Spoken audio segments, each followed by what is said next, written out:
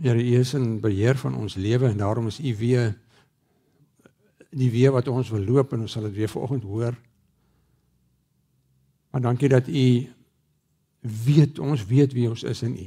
As ons glo, dan sê U, dan is ons U kinders. En dan as die kinders is, dan is dit U wat met ons praat, deur die woord en deur die Gees. En dis ons vra dat U ons nou sal ons gedagtes gevangene neem, ons sal fokus op U, vir ons 'n hart sal gee wat ontvanklik is, en 'n gees sal gee wat leerbaar is, wat sal sê, ek wil graag hoor, nie net wat gesê word vanoggend nie, maar wat vir my gesê word. En soos ons reeks hierdie jaar is, wat is die impak wat Jesus op my lewe daardeur maak? Vader, so ons vra dat U ons elkeen sal oop en gereed maak deur die Heilige Gees. Dankie vir U woord, wat die waarheid is, waar ons dit kan lees en dit glo, want ons glo dat dit is deur U vir ons gegee. Amen. So wat ons gaan doen, dat ek miskien net so sê, dit is, ek het nou gesê, dis die laaste van die wonderwerke wat Johannes beskryf het, en onthou ek het gesê, Johannes het baie wonderwerke het gebeur, maar hy het gesê, ek gaan vir julle hierdie 8 wonderwerke beskryf, sodat as julle dit hoor, en dit geld vir ons ook, so as ons dit hoor, ons sal glo dat Jesus die Seun van God is, en as ons glo hy is die Seun van God, dan sal dit vir ons lewe gee. En dis eintlik waaroor vanoggend gaan. Jesus sê, Jesus is die opstanding en die lewe. So dis waaroor hy gaan. So die eerste wonderwerk kan jy onthou, was Jesus het water in wyn verander. Die laaste wonderwerk waar ons vanoggend gaan oor praat, ek gee dit nou al klaar weg, is Lazarus, wat uit die dood het opgewek. So dis die 2. By die eerste wonderwerk was daar 'n klomp mense, by hierdie laaste wonderwerk voor Jesus se dood, was daar ook 'n klomp mense. By die eerste wonderwerk het 'n klomp mense fees gevier. Hierdie laaste wonderwerk het mense gerou. By die eerste wonderwerk het hy water in wyn verander. By hierdie laaste wonderwerk het hy dood in lewe verander. By sy eerste wonderwerk het hy gesê, ek is die Here van die skepping. By sy laaste wonderwerk sê hy, ek skep lewe. En as hy lewe skep, dan is dit ewige lewe. So kom ons lees, ons gaan so 'n stukkie van die storie lees, want dit is 'n lang storie, maar ek wil hê ons moet alles van die storie hoor. 'n Man met die naam Lazarus was siek. Hy was van Betanië, die dorp waar Maria en haar suster Martha gewoon het. Maria was die vrou wat met reukolie die Here gesalf het en sy voete met haar hare afgedroog het. Dit was haar broer Lazarus wat siek was. Die susters het iemand na Jesus toe gestuur om te sê, Here, hy vir wie U lief is siek. En toe Jesus dit hoor, het hy gesê, maar hierdie siekte sal nie op die dood uitloop nie, maar op die openbaring van die wonderlike mag van God, sodat die Seun van God daardeur verheerlik kan word. En Jesus het vir Martha en haar susters Lazarus lief gehad. En nadat hy gehoor het dat Lazarus siek is, het hy egter nog 2 dae op die plek gebly waar hy was. Eers daarna het hy vir sy disippels gesê, kom ons gaan terug Judea toe. En die disippels het toe vir hom gesê, Rabbi, nou die dag wou hulle, die Jode U stenig, en gaan U weer daarheen? En Jesus het geantwoord, is daar nie 12 ure in die dag nie? As iemand in die dag loop, struikel hy nie, omdat hy die lig van die wêreld sien, maar as iemand in die nag loop, struikel hy, omdat hy nie die lig het nie. Hierna het hy vir hulle gesê, ons vriend Lazarus slaap, maar ek gaan om hom wakker te maak. Die disippels sê toe vir hom, Here, maar as hy in die slaap is, sal hy gesond word. En Jesus sê vir hulle, Jesus het van Lazarus se dood gepraat, maar hulle het gedink hy praat van gewone slaap. En toe sê Jesus vir hulle reguit, Lazarus is dood. En om julle ontwil is ek bly dat ek nie daar was nie, sodat julle in my kan glo, maar kom ons gaan na hom toe.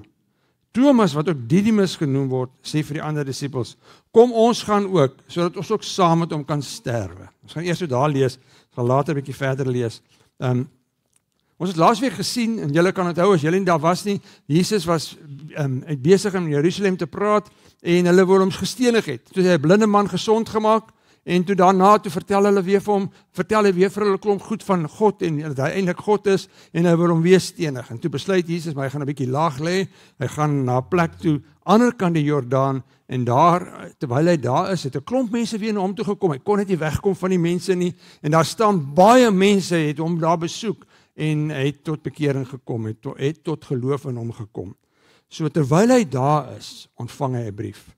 En ek wil gou vir julle wys, net waar is dit op die kaart. So Jesus het toe uit Jerusalem uit beweeg, dis so 40 km wat daai plek oorkant die Jordaan, is vandag in Jordanië, het hy gaan bly vir 'n ruk, en daar het ek seker so 3-4 maande, want toe hy teruggegaan het in Jerusalem en Betanië toe om vir Lazarus uit die dood uit op te wek, was dit baie na aan die Paasfees. So die vorige gebeurtenis het gebeur met die Loofhuttefees. Dit was so in September, hierdie is baie naby in April wat hy was, en dis net so 'n paar weke voor sy dood wat hy daar was, en toe sy nou na Lazarus hulle toe. So die afstand is nogal belangrik, want jy loop 2 dae in hierdie afstand. So nou moet julle onthou, as mense van Betanië of iemand na Jesus toe stuur om vir hom te vertel dat Jesus siek is, dat Lazarus siek is, julle moet my help, julle moet oplet. Jesus was nie siek, Lazarus was siek. En Lazarus is siek, en dit het 2 dae gevat.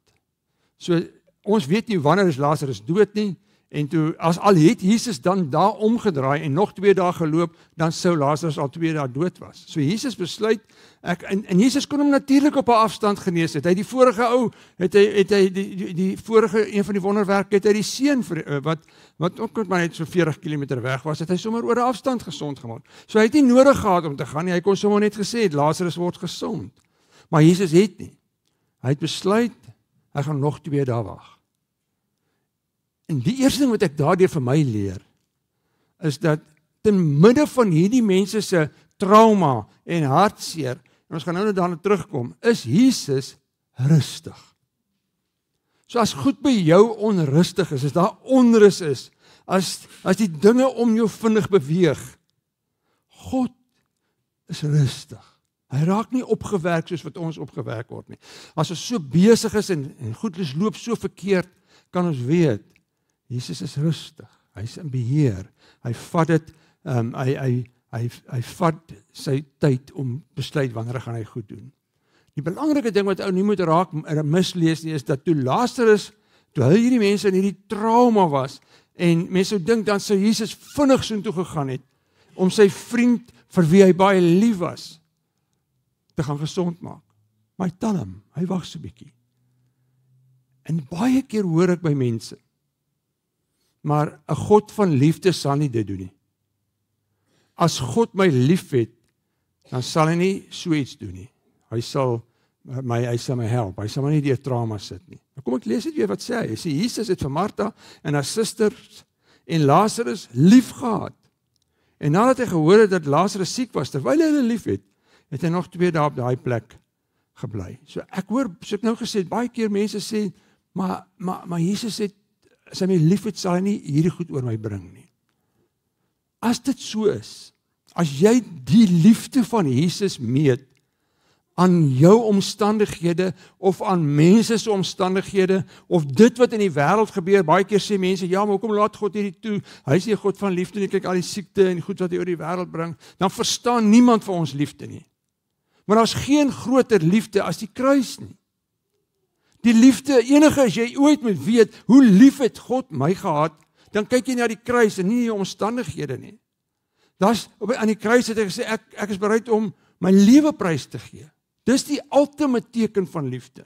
Soos nooit sal dit wat met ons kan gebeur nie. Ons kan nooit meet ons omstandighede en sê, my omstandighede is baie goed, of kyk hoe is daai ou se omstandighede baie goed, en kyk hoe sleg is my omstandighede, so Jesus het my nie lief nie.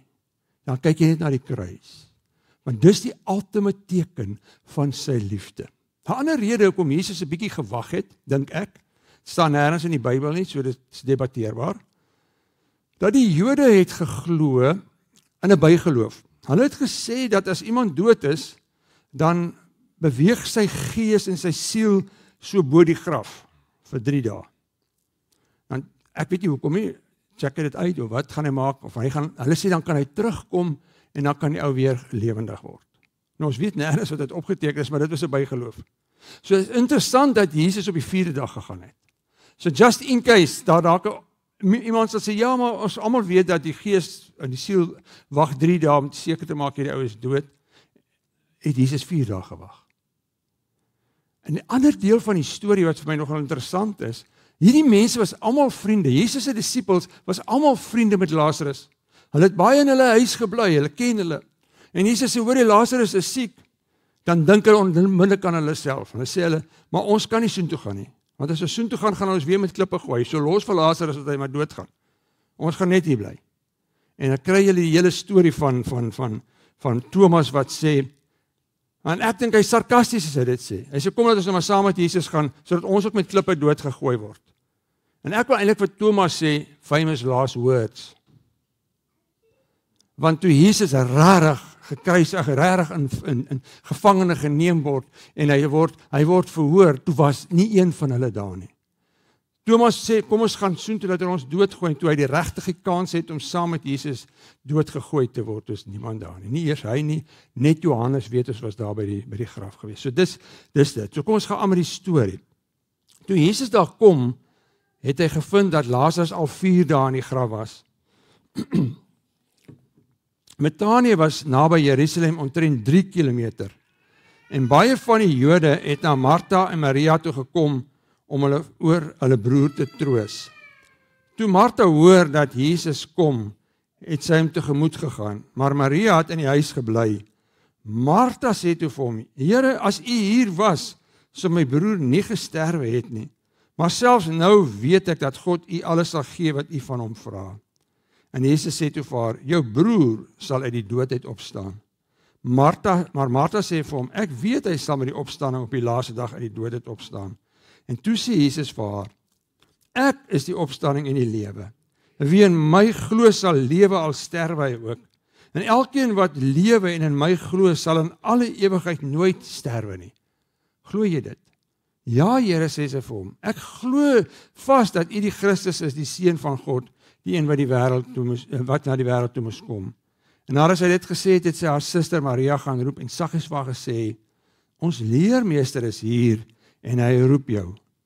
En toe sy dit hoor, het sy gou opgestaan en na hom toe gegaan. En Jesus het nog nie eers in die dorp aangekom nie, maar was nog op die plek waar Martha hom ontmoet het. Toe die Jode wat by Maria in die huis was en haar vertroos het sien dat sy vinnig opstaan en uitgegaan het, het hulle gedink dat sy gaan na die graf toe, om daar te huil. En toe Maria daar aankom waar Jesus was en hom sien, het sy by sy voete gekniel en vir hom gesê, Here, as u hier was, sou my broer nie gesterwe het nie. So, is 'n paar lesse wat ons prakties leer hier uit. Die eerste ding is, hierdie mense het die regte ding gedoen. Toe hulle in 'n krisis beland, toe gaan hulle na Jesus toe. En hulle sê, dis die enigste persoon wat iets aan hierdie situasie kan doen, is Jesus. Hulle het geglo in sy vermoëns. En toe ek nou hier lees, albei die susters sê vir hom, as u hier was, sou hy nie gesterf het nie. Dit wonder ek of is dit 'n verwyt? Of is dit 'n geloofsverklaring? Miskien sê hulle daardeur, dat ons het soveel vertroue in u vermoëns as God, dat as u hier was, sou hy nie gesterf het nie. En dis wat ek hoor by hulle. En dis wat ek leer by hierdie 2 susters uit hierdie gedeelte uit. Die eerste ding wat ek wil hê, jy moet huis toe vat en ek moet huis toe vat, is dat God is nooit te laat nie. Ons kan dalk sê, maar God is laat, maar hy is net nooit te laat nie. Hy is op tyd en hy is altyd op God se tyd. Dis die eerste. Die tweede ding wat ek hoor en ek leer by hulle dit, is dat as hulle 'n beproewing het, as jy beproewings het, as jy swaar kry het, as jy iets het waarmee jy sukkel, vat dit na Jesus toe. Die derde ding wat ek hier leer by hulle is dat, ten spyte van die woorde wat hulle sê, as hy hier was, sou hy nie dood gegaan het nie, dink ek daardeur sê hulle, ons vertrou op u vermoëns. En daarom as jy na Jesus toe gaan, as jy na God toe gaan, met dit jou grootste krisis in jou lewe, dan sê jy, ek vertrou God, dat hy ook my hierdeur sal help. Deur al die chaotiese tyd in ons lewe. En die vierde ding wat ek by hulle hoor, is hulle onderskat nie God se vermoëns nie, want Martha sê vir hom, as hy was, sou hy nie dood gegaan het nie, maar al nou glo ek nog steeds dat u iets sal kan doen aan hierdie situasie. Hy sal 4 dae dood. Sy het nie gesê, u gaan hom uit die dood opwek, maar sy sê, ek vertrou u, dat u iets aan kan doen. En die 5de ding wat ek by hulle hoor, is fokus op God. Vra vir hom deur die Heilige Gees, help vir ons asseblief. So die verhaal, wat ons nou verder net gaan lees, gaan nie oor Lazarus. Die rede hoekom hierdie wonderwerk opgeteken is nie so dat ons hier moet sit en sê, maar Jesus het iemand uit die dood uit opgewek nie. Die rede hoekom hierdie gedeelte in die Bybel is hierdie rede. Hy sê, ek is die opstanding en die lewe. Wie in my glo sal lewe, al sterwe hy ook. En elkeen wat lewe en in my glo, sal in alle ewigheid nooit sterwe nie. Glo jy dit? Dis hoekom daai hele wonderwerk vertel word, want Jesus sê, ek is die opstanding en die lewe, en nou gaan ek vir julle demonstreer, wat maak ek met lewe. Maar die teologiese, die geestelike hoogtepunt, is nie die opwekking van Lazarus nie, want hy is weer daarna dood. Maar hierdie woorde het nog nooit verander nie, dat Jesus sê, ek is die opstanding en die dood, ek is die opstanding en die lewe. So wat hy sê daardeur is, hy sê nie vir Martha, hoor jy, ek kan lewe gee, en ek kan opstanding bewerkstellig nie. Hy sê, dis wie ek is. Nou as jy nou 'n Jood was, onthou Jesus het nie Grieks gepraat soos hierdie Bybel geskryf was, oorspronklik of Afrikaans nie. Hy sou Aramees gepraat het, of Hebreeus. En dan sou hy die term wat hy gebruik het, as hy sê, ek is 'n term wat hulle sou geken het, is die ek is van God. Want as Moses op 'n stadium daar staan, en hy sien 'n bos wat brand, en dan stap hy nader, en dan praat iemand met hom uit die bos uit. En die iemand sê, hy vra, wie is dit? Wat is jou naam? Dan sê hy, ek is. En dis dieselfde term wat Jesus gebruik, as hy sê, ek is die opstanding en die lewe. So wat sê hy daardeur? Ek is God. Ek is een met God. Ek is in beheer van lewe en dood. Ek is die een wat opstanding kan bewerkstellig, nie net hier nie, maar eendag ook. So ek dink as jy nou dit hoor, dan behoort ons eintlik so 'n bietjie regop te sit en ons ore te spits. Want hierdie sin, hierdie verklaring van Jesus bepaal jou ewige toekoms. Want hy sê, ek is die opstanding en die lewe. Hy sê, wie in my glo sal lewe, al sterwe hulle al. En elkeen wat lewe en in my glo, sal in alle ewigheid nooit sterwe. Daarom sê ek, ons behoort eintlik regop te sit om te sê, maar hoorie, wat is hy besig om vir my te sê? Want dis my ewige toekoms, as ek dit glo, dan sal ek vir ewig lewe. Maar as ek dit nie glo nie, dan moet 'n ou dit eintlik so lees, die teenoorgestelde lees. Wie nie in dit glo nie, is dood, en as hy sterwe, is hy vir ewig dood. So hierdie moet ons eintlik regop laat sit en sê, maar dis wat hy vir ons sê. Die ander ding wat ek wil hê, ons moet hoor, is dat as Jesus sê, ek is die opstanding en die lewe, dan is dit, ja, ek gee vir jou die ewige lewe, maar hy het ook in hierdie lewe, as hy die opstanding en die lewe. As dit so is met jou, dat jy in 'n situasie beland, waar jy voel, maar hoe gaan ek hier deurkom? Ook daarin bring hy lewe. Ook hier vat hy 'n hopelose situasie, en hy bring hoop daaraan. Die ding wat Jesus toe vir Martha vra, hy sê vir ek is die opstanding en die lewe. Wie in my glo sal nooit sterwe nie, en as hy sterwe, as hy my glo, sal hy vir ewig lewe. Dan vra hy vir, glo jy dit? En dis eintlik dieselfde vraag wat ek en jy moet vir onsself, so in die middel van die boodskap net bietjie moet vra. Glo jy dit? Want as jy dit nie glo nie, dan is dit so, dat jy vir ewig sal dood wees. En daai ewige dood is eintlik my hel, want God is nie daar nie. So wat glo jy? Hoor wat sê Martha, en dis ook waar ek wil hê ons moet inkom. Ja, Here, sê sy vir hom, ek glo vas dat U die Christus is, die Seun van God, die een wat na die wêreld toe moes kom, die een wat na hierdie wêreld toe moes kom. So dis wat ek wil vir jou los vandag, om te sê, wat glo jy? Glo jy dit ook? Kan jy dit ook bely en sê, ek glo, jy is die seun van God, die Christus, die een wat na die wêreld toe gekom het ook vir my. Soos ons nou skuif na die derde toneel, toe Jesus sien dat Maria huil, en dat die Jode wat saam met haar gekom het ook huil, het sy gemoed vol geskiet en was hy aangedaan. En hy vra toe, waar het julle hom begrawe? Hulle het vir hom gesê, Here, kom kyk. In vers 35, as jy ooit in 'n vasvraag kom, wat is die kortste vers in die Bybel? Sê onthou, Johannes 35, 11 vers 35, Jesus het gehuil. Dit is so belangrik dat dit so apart staan. Die Jode sê toe, kyk hoe lief het hy hom gehad. Party van hulle het ook gesê, maar kon hy wat die oë van die blinde man genees het, nie ook gemaak het, dat hierdie man nie sterwe nie? En Jesus se gemoed het weer vol geskiet toe hy by die graf kom. Dit was 'n rotsgraf, en daar was 'n klip voor die ingang gerol. En Jesus sê toe, rol die klip weg. Maar Martha, die suster van die oorledene, sê vir hom, Here, hy ruik al, want dit is al die 4de dag.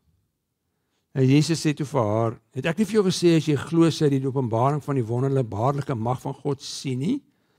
En hulle het toe die klip weggerol, en Jesus het opgekyk boontoe en gesê, Vader, ek dank U dat U my verhoor het. Ek weet dat U my altyd verhoor, maar ek sê dit ter wille van die mense wat hier rondom staan, sodat hulle kan glo dat U my gestuur het. Nadat hy dit gesê het, roep hy met 'n harde stem, Lazarus, kom uit. En die oorledene het uitgekom. Sy hande en sy voete was nog toegedraai met grafdoeke en sy gesig toegebind met 'n kopdoek. En Jesus sê toe vir die mense, maak hom los, dat hy kan huis toe gaan. So ek kan nou baie oor die storie uitbrei, maar ek wil eintlik hê ons moet hoor, wat is dit wat Jesus kom bring het? Die eerste ding, en dis wat ek dink ons nodig het, is Jesus is presies wat jy nodig het. Dis presies wat ons nodig het. Jesus. As jy nou dink vir 'n oombliekie aan Lazarus, wat het Lazarus nodig gehad? Sy suster sê, Here, sy liggaam is al 4 dae in die graf. Hy's besig om te ontbind. Dit ruik al. Hy gee 'n reuk van die dood af. Wat het iemand nodig wat sy liggaam besig is om te ontbind en wat 'n reuk afgee van die dood? Wat is iemand nodig? Lewe. Dis al wat hy nodig gehad het. En dis wat Jesus bring. Hy sê, ek is die opstanding en die lewe. Ek bring vir jou lewe. So al wat iemand nodig het wat dood is die lewe. En alhoewel hy fisies dood was, het hy en ons en Martha en Maria en al die Jode wat daar rondom gestaan het, hierdie een ding nodig. Hulle het lewe nodig.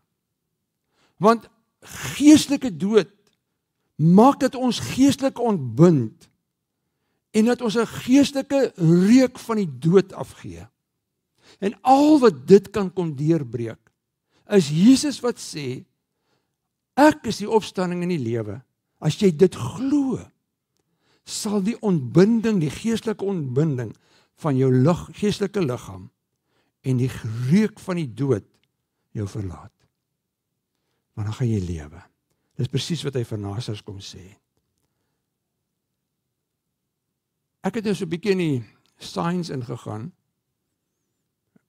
Wat is die kortste eenheid waarin 'n sekonde gemeet kan word? Hulle noem dit 'n zeptosekonde. So dis 10 tot die mag 21. 'n nanosekonde wat julle ken, is 'n biljoenste van 'n sekonde. Onthou dit vir 'n oombliekie.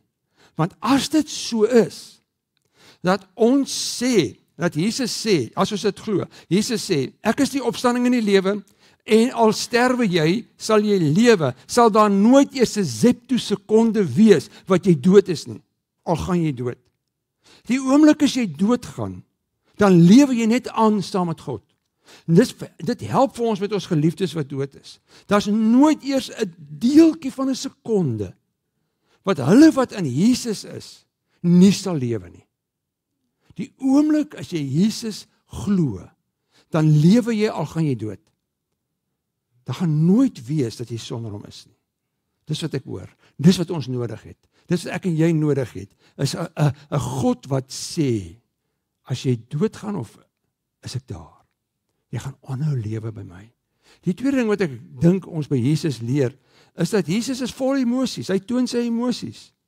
Maria sê vir hom, deur die trane, Here, as hy net hier was, sou Lazarus nie dood gegaan het nie. En dan staan daar 'n paar keer, Jesus het gehuil.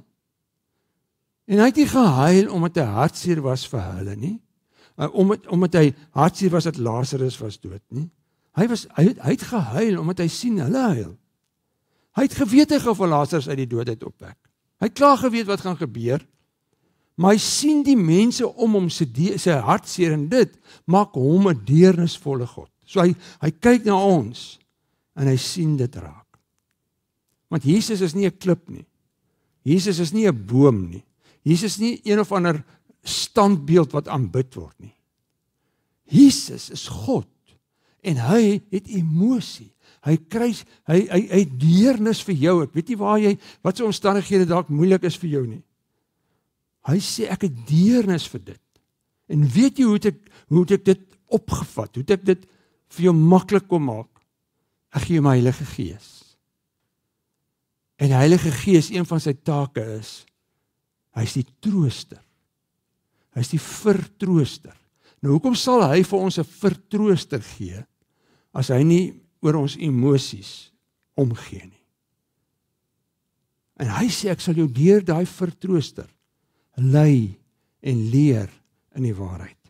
Romeine 8, vers 38 tot 39 sê, niks sal ons skei van die liefde van God nie. Nou noem hy 'n hele lys op. Niks van daai goed kan ons wegvat van die liefde van God nie. Dan sê hy Romeine 8 vers 28 net voor dit, dan sê hy, God laat alles ten goeie meewerk. En dan ken jy Psalm 23 wat sê, al gaan jy deur die dal van doodskade weer, ek sal nog steeds by jou wees. So nooit ooit is hy nie 'n deernisvolle God nie. So ons weet dat Jesus is die beste vir ons, dis wat ons nodig het in ons lewe. Jy kan op 'n ander manier probeer, en ons weet hy het deernis vir ons. Die derde ding wat ek by hulle hoor, wat ek hier uit hierdie gedeelte uit hoor, is Jesus is almagtig. Luister gou hierso. Nadat hulle nou hier gepraat het en hom gesê het, hoorie, maar die man ruik al, dan sê hy vir hulle, man, rol die klip weg. Hoor wat sê hy dan? Nadat hy dit gesê het, roep hy met 'n harde stem uit, Lazarus kom uit. En die oorledene het uitgekom. Sy hande en sy voete was nog toegedraai, met grafdoeke en sy gesig toegebind met 'n kopdoek. Deur sy woorde, kyk hoe almagtig is hy, deur sy woorde het hy Adam geskep. Hy skep die hele aarde deur die woord. En deur 'n woord herskep hy, gee hy vir Lazarus lewe. Hy sê, Lazarus, kom uit. Net dit. Geen ander towerformule nie. Skep hy lewe. Hy is almagtig. Dis wie hy is. En die oomblik toe Jesus gepraat het, is my interessant, die oomblik toe hy die klip weggerol het, was Lazarus nog dood. Die klip het hom nie wakker gemaak nie. Maar toe Jesus hierdie sinnetjie sê, Lazarus, staan op. Toe kom daar 'n verbaasde Lazarus hy kon nie geloop het, want sy voete was seker toe. Hy seker was so uitgekom, want hy was nou oral met doeke vas. En kan jy die verbasing op sy gesig sien? Hier's 'n hele show aan die gang, maar daar's soveel mense wat by die graf staan, en hy stap uit.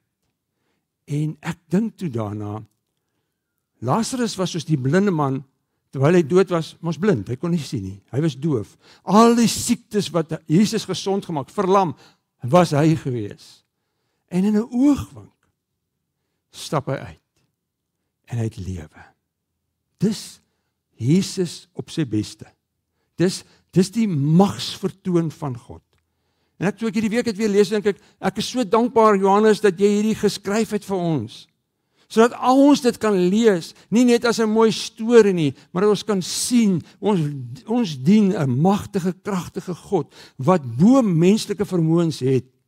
En daarom kan ek, as ek sukkel met my aardse goed, na 'n God toe gaan, wat bo menslike vermoëns het, en miskien nie die situasie gaan verander nie, maar wat dan ten spyte daarvan vir my sê, ek gee vir jou vrede, ek gee vir jou genade wat genoeg is, en ek gee vir jou vreugde. Ek lees van 'n predikant wat in Amerika is, of was, ek weet nie of hy nog lewe nie, maar hy en sy vrou, en sy 2 dogters, en hulle seun, en 2 uitrol studente uit Italië uit, het gery met hulle kar, voertuig, en hulle was in 'n geweldige motorongeluk gewees. Die ander kar het hulle het die voorste deel gemis, maar die hele agterste deel getref.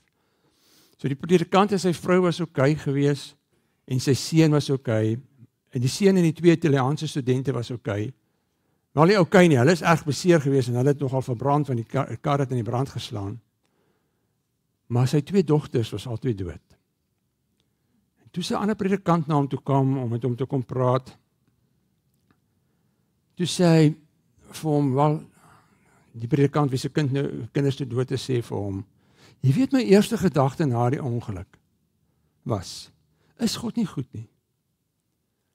Is God nie so 'n goeie God nie? Hy het my 2 dogters, wat al 2 in hom geglo het, kom haal. Maar hy het daai 2 Italiaanse studente, wat nie in hom glo nie, 'n tweede kans gegee. Is God nie goed nie? Dit was sy woorde. Want hoekom? Want hy weet, op hierdie God wat hy kan vertrou, weet die beste, en hy is in beheer. So dan gaan die storie aan, ek gaan dit nie verder lees, ek gaan dit vinnig vir julle vertel, die laaste deel. Nou van die mense wat nou daar was, het dadelik tot geloof gekom en gesê, maar ons wil in Jesus geloof. Maar van die mense het teruggegaan na die fariseërs toe en Jesus gaan verklik. Hulle het daar weer 'n storie aangedra. En dan raak die mense bitterlik die fariseërs en die skrifgeleerdes baie omgekrap. Dan kry hulle sommer die Joodse raad, wat die parlement van die Jode was, by mekaar, en hulle sê, ons moet 'n einde aan hierdie ding maak. En dan op daai stadium was Kajafas, die hoë priester, hy was in beheer gewees, hy was dus die eerste minister van hulle, en hy sê, man, dit is beter dat ons hierdie man doodmaak, Jesus. Anders gaan die Romeine kom, want daar's nou 'n klomp mense wat agter hom aankom, en die Romeine gaan kom, en hulle gaan ons hele tempel vernietig, en hulle gaan ons volk uitwis. So kom ons maak net hierdie een ou dood, terwille van die mense. En hy het gedink, hy's baie grand. Maar dis eintlik God wat dit vir hom gesê het. Want hoor wat staan in vers 52. Hy sê, hy sou nie net vir die nasie sterwe nie, maar ook om die kinders van God, wat oor die hele aarde versprei is, tot een volk by mekaar te bring. Dis hoekom Jesus gesterf het. Een mens het gesterwe vir die res van die wêreld. So die impak van as Jesus sê, ek is die opstanding en die lewe, vir hom was dit hy moes sterwe. So vir hom was dit my lewe vir jou lewe. Dis wat dit was. So hy's bereid gewees om te sê, ek sal sterf, maar dan gee ek vir julle wat in my glo lewe. Wat 'n storie is dit nie? So wat vat ons huis toe? Die eerste ding is, Jesus lewe en heers oor die dood. Daar's geen situasie te hopeloos, wanneer ons dalk worstel met die dood, en met siekte en daai goed, ons lewe val uit mekaar uit. God is groter, hy heers daaroor. Die tweede ding is, al lyk dit vir jou asof God te laat is, hy sal nooit laat wees nie, want God se tyd is sy eie tyd, hy beheer dit. En ons gaan soms twyfel, ons gaan wonder, maar is God rarig? hoekom het hy nie gekom nie? Hoekom het hy ons nie gehelp nie? En dan gaan ons sê, hoekom, Here? Maar wat ek leer uit hierdie verhale, sê dit vir hom. Maria en Martha was nie bang om vir hom te sê, Here, as hy hier was, sou die ding anders gewees het nie. Praat met hom daaroor. En die laaste ding wat ek hoor, is Jesus is die opstanding en die lewe. Hy het met sy eie opstanding uit die dood, 'n paar weke later, nadat hy Lazarus uit die dood het opgewek, het hy die angel van die dood uitgehaal. En hy sê, die angel, dood was jou angel, dit kom vernietig. Ek is die opstanding en die lewe. Hy sê dit vir Martha, en hy sê dit vir julle. So kom ons vra maar weer die vraag, glo jy dit? Glo jy vanoggend? Hy is die opstanding en my lewe, hy is die lewe. Want as jy dit glo, dan sê hy, wie in my glo, sal lewe, al sterwe hy ook. Maar hoor jy, as jy vanoggend hier sit, en jy kyk dalk hierna, en jy twyfel rarig aan Jesus, dan sien ek hom voor jou geestelike graf staan. Soos hy vir Lazarus sê, kom uit, kom lewe man, sê hy eintlik vir jou en vir mense wat dalk sit en twyfel hier. Kom uit, kom kry lewe by my. Dis wat hy wil doen. Want hy roep mense uit die dood van die sonde, en dan gee hy vir hulle lewe en genade. Hy roep hulle eintlik uit 'n graf uit, geestelike graf, waar jy sit emosioneel en geestelik. En dan bring hy vir jou vreugde en hoop. En hy roep jou uit die duisternis van vrees uit. En dan gee hy lig. So ons kan vandag hier sê, die dood het nie die laaste woord nie, maar Jesus het. Hy sê, ek is die opstanding en die lewe. So kom ons bid. Jesus, dankie dat U hierdie ongelooflike profound stelling gemaak het, wat ons 2000 jaar later nog steeds kan aan vashou. Dat U die opstanding en die lewe is. En wie dit glo sal lewe al sterwe hy. Maar Vader, terwyl ons hier sit en ons lewe nog steeds, en miskien sit ons hier in twyfel en wonder of God regtig is, dan hoor ek hier, by elkeen van ons se name, roep U ons uit 'n emosionele graf, uit 'n geestelike graf. Kom lewe. Ek is die opstanding en die lewe. En miskien sit hier iemand wat een of ander groot situasie mee worstel. Dan weet ek, U is bo dit. En U kan vir ons ook in daai situasie verandering bring. So Jesus, ons wil kom bely. Ons glo, U is die opstanding en die lewe. Dankie dat U dan vir ons lewe gee. Amen.